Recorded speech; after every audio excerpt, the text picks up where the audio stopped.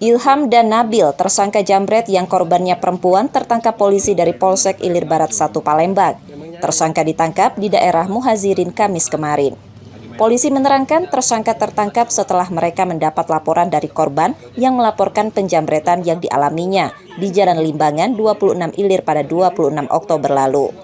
Pada polisi, salah satu tersangka mengaku HP hasil penjambretan dibuang ke sungai lantaran tidak mengerti cara menggunakannya.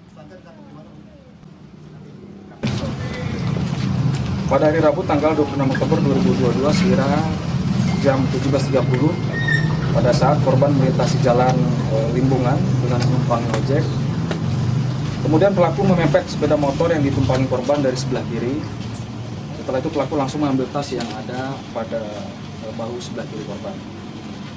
Dan untuk pelaku sendiri kami amankan oleh tim Opsnal dan jajaran Reskrim pada hari Senin tanggal 7 November 2022 sekira jam 17.00.